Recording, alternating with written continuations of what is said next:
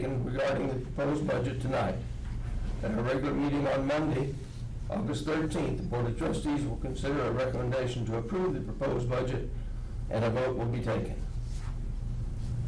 If you wish to address the board concerning the proposed budget, we ask that you sign the registration form provided for that purpose. We had it at the door.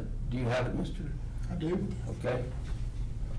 Everyone who wishes to speak will be given the opportunity, but we ask you to keep your remarks as brief and concise as possible in the interest of time. If you wish to ask a question concerning the budget, we request that you put the budget in writing on the forms provided in order that our staff may have time to provide a proper response to your question. An answer to your question will be developed and mailed to you as soon as possible. This hearing is for the proposed budget. At this time, I declare the public hearing regarding the proposed 18-19 budget for the Pascagoula-Gautier School District to be open. I'll make some general remarks, and we'll have a slideshow, and then declare the floor open for comments from the audience.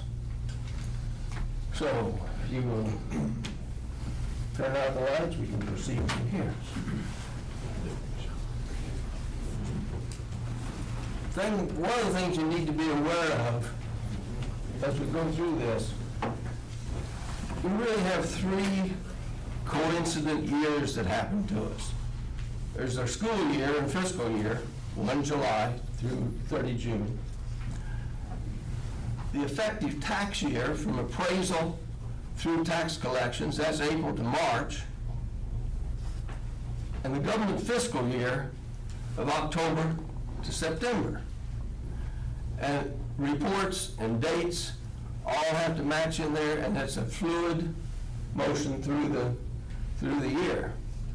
The important point to note is your tax collections occurred in January through March, generally, with minor things for vehicles and whatever the rest of the year. So we got our paycheck in January to March to last through the calendar year, December. Thus, any number taken on the 30th of January or 30th of June is almost moot because there's another half a year to occur. So that's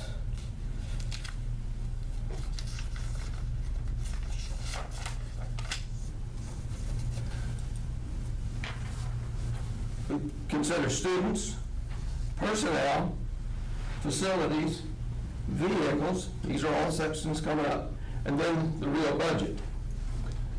We have a B-rated district. Both high schools are A. Got an 87% graduation rate. We're in the top 10 of SPED graduation, which is an extra challenge for our SPED group. Kids that were SPED were determined to be special challenges in getting their education, and to graduate, they must pass the graduation requirements, including Algebra 2. So some of them take a little longer, most don't get counted in our graduation rate because it took them 5 years to get through, and they count against us. We also, 4 years ago, implemented the district pre-K for 4-year-olds. So we're gradually getting to the point that those pre-K students now begin to take the fourth grade test. And we'll see what happens there. So far, our test results, local test results, have been promising and be rewarding. We've also implemented Project Lead the Way, which is a STEM-derived curriculum in all of our schools, K through 12.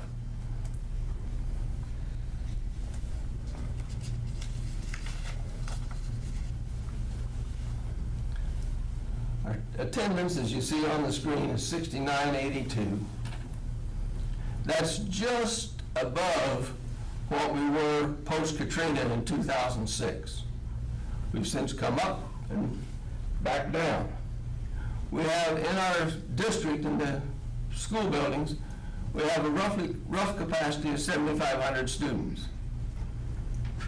Above that, then it starts, we're going to feel crowded, but we have room for 7,500. We've been at 7,450, 7,460 before. The significant point is our demographics have shifted significantly in the last 10 years, 13 years.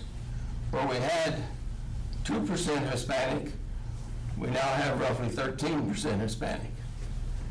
Increasing the number of ELL students, which causes us to hire extra specialized people.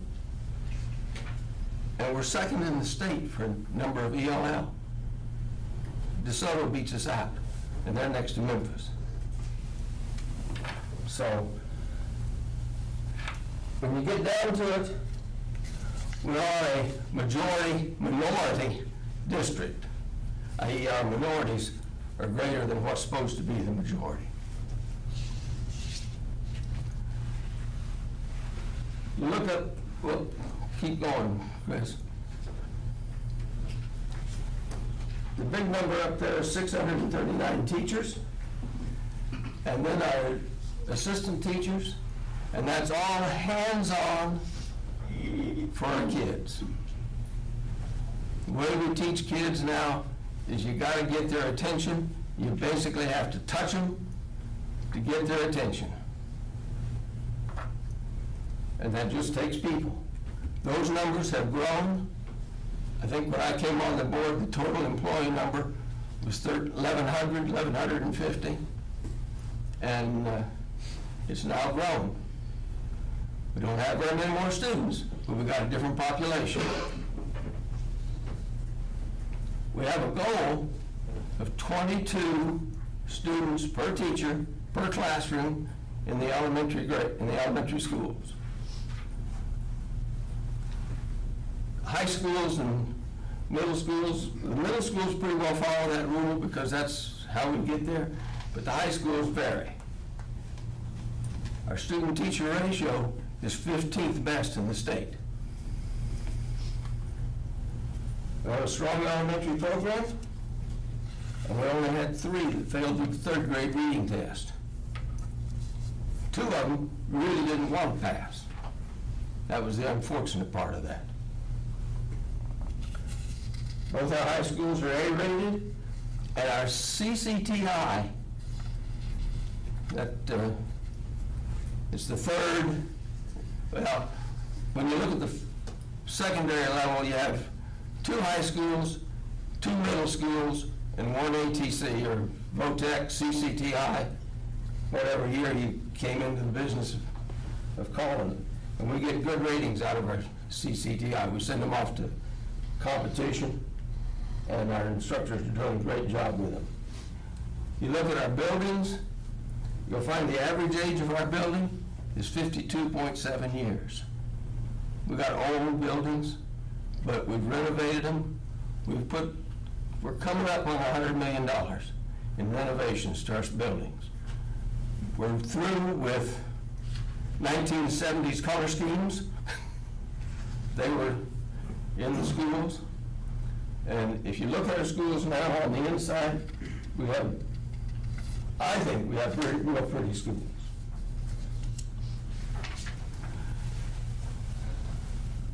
We got a bus fleet because we've been handed the transportation task. 40 years ago it was up to you to get to school. But now we've been handed the transportation task and are charged with security and safety portal to portal. From the time they leave their front door to the time they get to school. It's a transportation safety issue. So you got to keep that bus fleet up to date.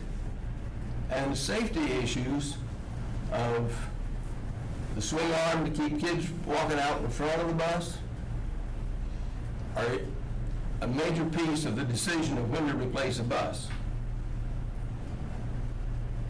The upcoming issue is when do you retrofit all of your buses to put on seat belts. Major job.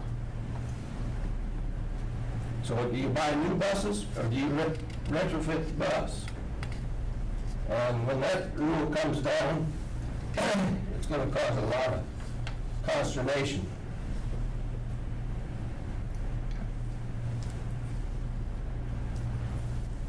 When you build a budget, same as you do at your house, you want to implement your priorities. So we implement district priorities. There's also the state laws that we got to comply with, so that happens. And then we use it. We really do use it. We get budget reports. The board gets a budget report every month on what our bank balance is, how much we've spent with regard to each of our accounts. It's a detailed budget, and Ms. Grin has done a real good job on that part. The other part is we're along the coast, all of us, are in the unique situation that you've got to restart schools quickly after a hurricane. With Katrina, we got up in 6 weeks. But we put out $8 million in front money to our contractors to clean up the schools and get them ready for a start. That, we have to maintain that as a fund balance, or we don't have that money to spend. Because FEMA, an insurance company, didn't come along real quick. There's a list of our meetings that we held. Those were the public work sessions. Our administration is sensitive to the desires of the board, and as we hold sessions at the various and sundry other work sessions for education purposes, they take our desires and our priorities and meld them into the budget. When we propose something, make a desire known, it's always with the idea that sooner or later it's going to be a money issue. And so in the March and April time frame, they work all those issues for us. And we had a regular board meeting where we considered a resolution to get the shortfall note because we were shorted on money this last fall. So, and we announced these meetings, all of them, on Facebook. And this meeting was 3 times in the newspaper. State law says you gotta have a special notification to your levying authority, and we included Gautier with this part of it. So you got a letter that says special notice. This is when we're doing it. State revenue, $34 million. That's composed of 32.7 up for instructional purposes and $1.5 million for VOTEC. The feds, at 10.3, is title programs, Title I, Title III, Title IV, and child nutrition is in there. So that's what's our local operations be 49.8 million. Go to the next. Yeah, okay.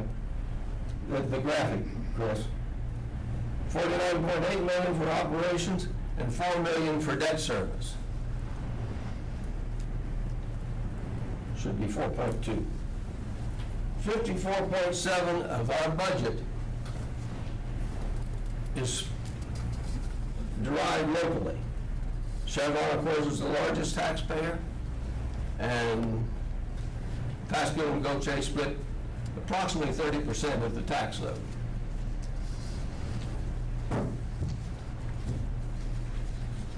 $34.8% is from the state, and that's the second lowest in the state.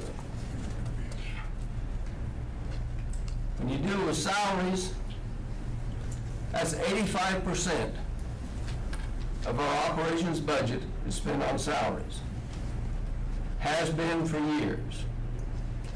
We don't control salaries to any significant extent. Our supplement is roughly in the $2,500 to $3,500 region. We also have what I think is a very good number, considering the state requirement. We're at 2% for administration. State average is up around 3.5%. So we're sixth lowest in the state for that. Our construction budget, most of our budget is derived from either educational requirements for our kids or a strategic plan. We did a strategic plan in 12, 250 residents came together, separated out over 12 different areas, and decided these are the things, these are the priorities that the public thinks you should be taking care of. One of the items that have been on there for years, I was looking back in my notes, in 2008 I saw a 5-year plan for construction. Performing Arts Center was then at $5 million. In 2012 it was $8 million. It came in this year, 2018, at 15 plus. So delaying just increased the price. Another one that comes up and came up with emphasis this year is safety on campus. How do you change the campus? What modifications do you need to your campus, to your school, to provide security? Well, I'm a security guy from my Navy days. And the way you provide security is you set your perimeter and then put a watch on your high-value asset. High-value asset in this case is the school. So that's what we do. We found we had doors that don't lock. You know, years ago it was almost verboten to have a lock on a classroom door. Well, if you could close the door, you had to have a window like we have here in the boardroom. Now they find out, no, because you can shoot through the window.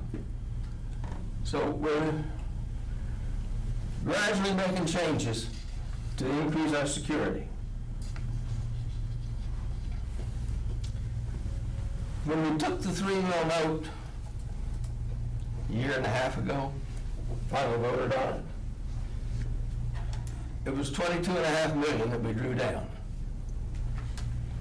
This year, we're going to use $10 million of that for the Performing Arts Center, $2.7 million for the gym that's behind us here at TLA, $2.5 million for the welding upgrades at CCCI, and we just completed a $1 million renovation for Central and East Lawn on their lobby and entrance. The $4.2 million that we'll see on debt is $2.6 to pay off the second of 9 payments for the $3 million note, $1.4 million for a shortfall note, first of 3 years, and we have a $0.2 million EEF pledge. The state thing says you get money for EEF. We took that and said we'll pledge that as repayment for our $3 million note. So that's where you get your $4.2 million.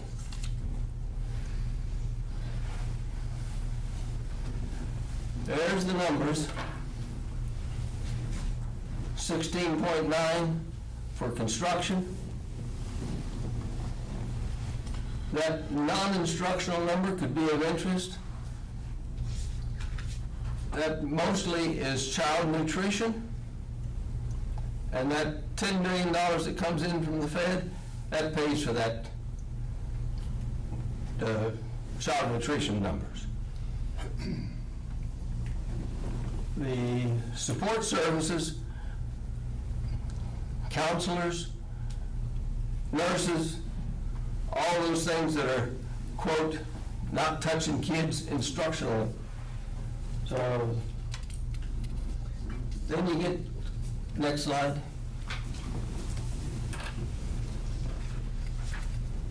And I'm getting down to the materials part of it, instructional materials. We don't cause the principals to pay their copying machine bill. We have that as a composite contract in the school. But paper, manipulatives, and educational programs, that's what your materials budget line covers. Next.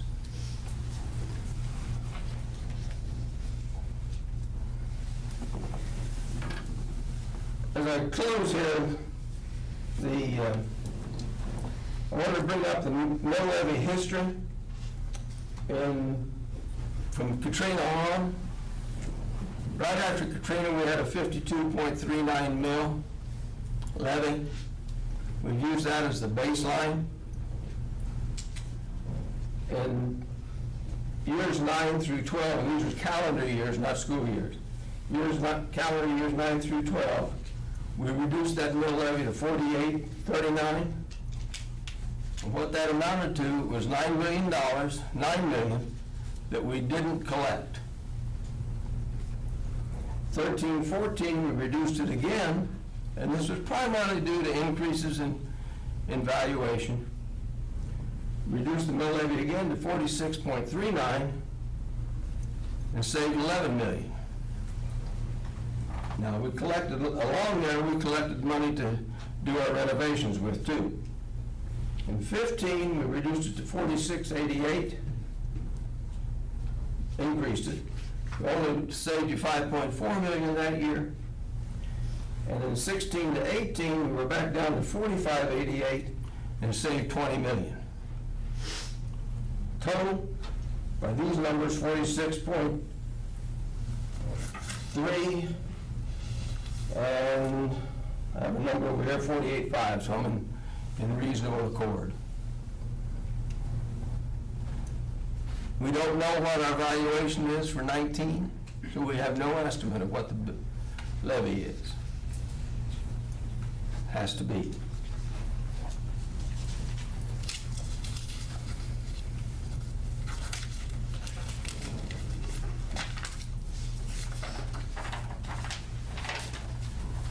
Now, Mr. Rudolph, you have a letter, you have the list? Yes. One speaker signed up? Yes. That was Mr. Burrows? Yes. Okay. Now I declare the floor is open for comments. Mr. Burrows, you have the floor. Thank you very much. We would like you to let us go home for supper sometime. Don't worry, I'm not being paid to be here, so my comments will be pithy and to the point. I appreciate y'all listening to me tonight. I wanted to start by telling a short little story, and it actually does lead into why I'm here tonight. No one should have to come up here and pronounce their bona fides, but I almost feel obligated to, just because I'm sort of busting. I'm a proud 1984 graduate of Pascagoula High School. And I went on to college at Georgetown University in Washington, D.C. And I remember my first week there on my dorm floor, and people asked me, "Where are you from?" "Well, I'm from Mississippi." Well, I quickly found out I was the only kid in my class from Mississippi. "Where'd you go to school?" "Well, went to Pascagoula High School." "Where?" Nobody could believe it, that I had gone there from Pascagoula High School, from a public school in Mississippi. So fast forward to 1988, and I graduate with distinction in my chosen field of study, German studies.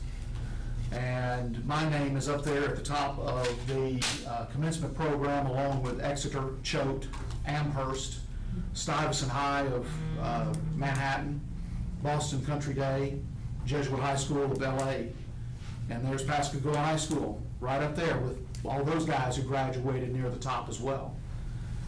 I'm really, really proud to be a graduate of Pascagoula High School. And I tell people all the time what a stellar education I got here. I was one of the few kids in my class, economics was required. I was one of the few kids in my class that actually had an economics course before I walked on that campus. I learned about supply and demand, Laffer curves, the relationship between inflation and unemployment, and that was astonishing to my professor and to my classmates. And part of the success of the school, whether it's teaching kids who may be wanting to go to the junior college or to Ingles, or going to a named national university, is the quality of the education they receive from top to bottom. And I'm proud and I'm glad to say I got an outstanding education at Pascagoula High School, in large part not only because of its faculty, but because of the community support that's always been there for both of these schools. If you ever thought that Pascagoula High School had great, tremendous community support, all you had to do was wait until Gautier High School came online, and boy, that was a community support that had never been seen before. It took it to a new level. And I think that support remains to this day. And I think it's always true that what's been good for Pascagoula and Gautier High School is good for their respective cities too. And vice versa, what's good for Pascagoula and Gautier is good for Gautier and Pascagoula High School. And that's why I come here to say this tonight. I don't think I need to tell any one of you the details of what has been reported extensively in the media in the last 7 days. The city of Pascagoula finds itself with a $14 million shortfall, a shortfall that quite frankly may in fact be higher. We do not have our numbers yet complete for the 18 fiscal year, but it may in fact be more than $14 million. That shortfall was caused in large part due to use of bond proceeds in general funds, or to cover expenses in our general fund. And it was also due to excessive revenue expectations that were budgeted on a multi-year basis. The plan now is to try to fix this as expeditiously as possible, but we can only do so much in any given period of time due to many of the same statutory requirements that you yourselves find yourself as a governmental entity. Right now, staff is proposing at a minimum an 8 mil increase on the citizens of Pascagoula. That will result in a $200 increase per $100,000 of home value. I don't need to tell all of you that that's not just significant, that's extremely large. That'll end up being the largest in our history. And as I said, it may in fact be larger, we're not sure yet. We have not had a tax increase for Pascagoula in terms of ad valorem taxes since 2015, and before that it was 2004. So tax increases, you may debate the necessity of them or how they should be dispersed, whether it's a little bit over time or a whole lot at once, but regardless, we've been very reluctant to raise taxes on our citizens. And tonight, among the things that you're going to consider is going to be a millage increase. And I've listened to Mr. Concannon's good explanation of your budgetary issues. And a lot of your budget, probably like a lot of our budget, does not have a lot of wiggle room. There are many things that you are mandated to spend on that do not change, even if you wanted to change them. I understand that. I even understand it more now being a public official.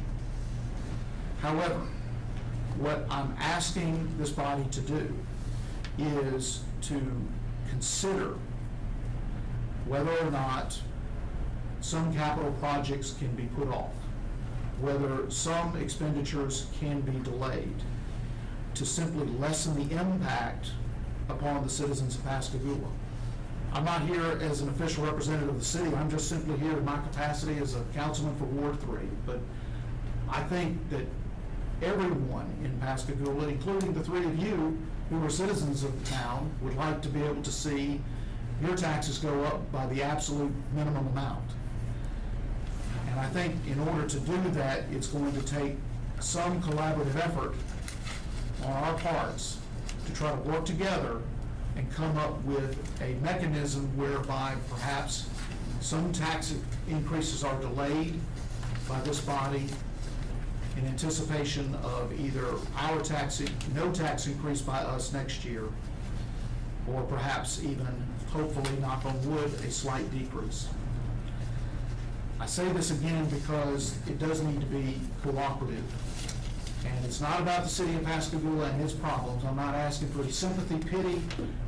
That's a problem that I and Ms. Calmer, who's here tonight, and the other elected officials and staff will have to deal with in good course.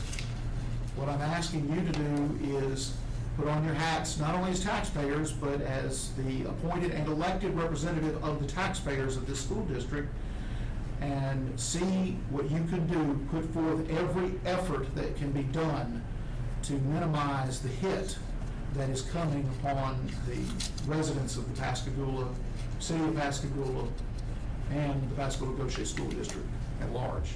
If you have any questions, I'll do my best to answer them, but that's really what I came to say. Thank you, sir. Thank you for being brief, certainly to the point, and we'll certainly consider your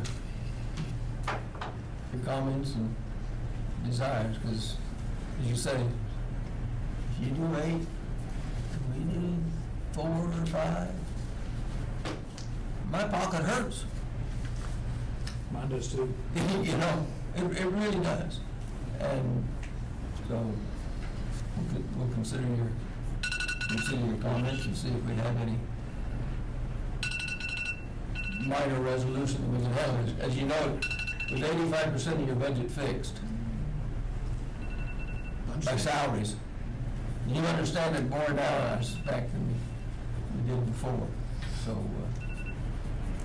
there's not much, we don't have much that we can delay. We've got a 3 mil note that we have to spend. We have a 3-year requirement to spend that, and that is a large part of any millage increase that we have forthcoming. Our debt mills, you can't get rid of them, so we'll look. Thank you, sir. Mr. Roberts, is it anybody else signed up? Well, with that,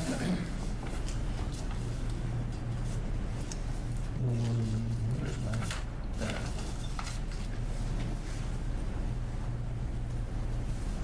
And now declare the public hearing for this budget to be closed. And if anybody had any specific questions, we'd ask that you write them down. And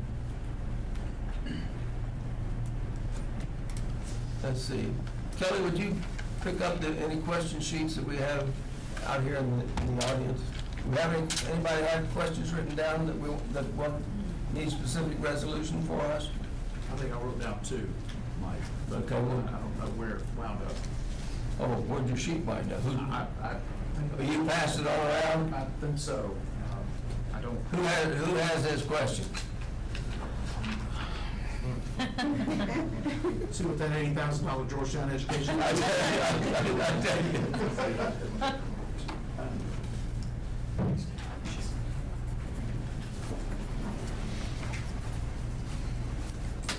Okay, with that, Make a motion, we adjourn.